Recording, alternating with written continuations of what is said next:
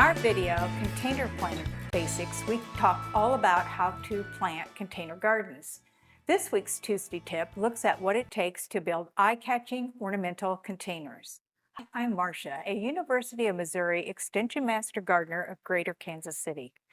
I have tried every upside down, right side up, pot or bucket imaginable, yet I never felt I ended up with that wow factor in my plantings. I started to look at what I might be doing wrong and found 3 design principles to take my containers to the next level.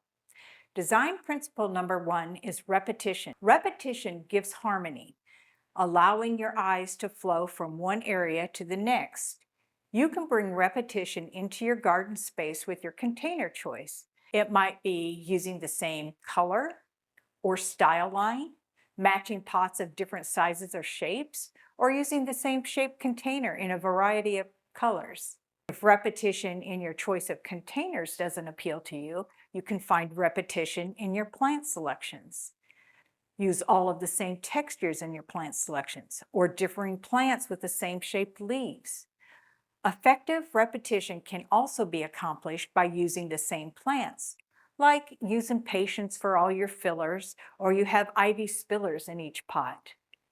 For design principle number 2, take a moment to think about what's your character.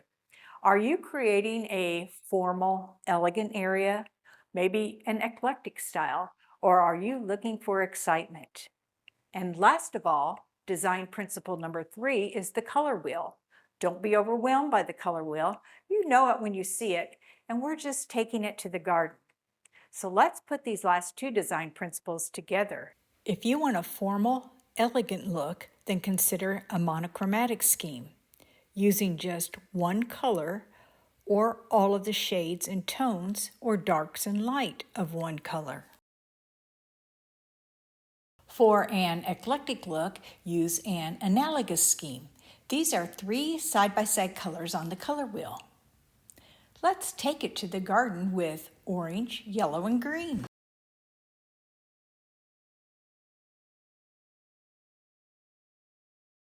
If you are party all the time, pick complementary colors. These are opposite colors on the wheel, bold and contrasting. You might pick just 2 or go for 4 anchored by a neutral white. Now you decide what you want to show off. Are you going to highlight a beautiful container? Do you want a single plant as a focal point?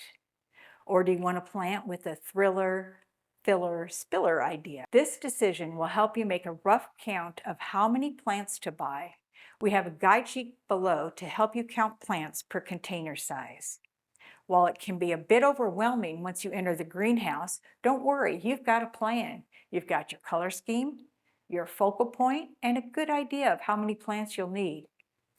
If you like our container garden series, put hashtag container gardens in the comments. Subscribe to our channel so you don't miss out on our next video, and we'll see you in the garden.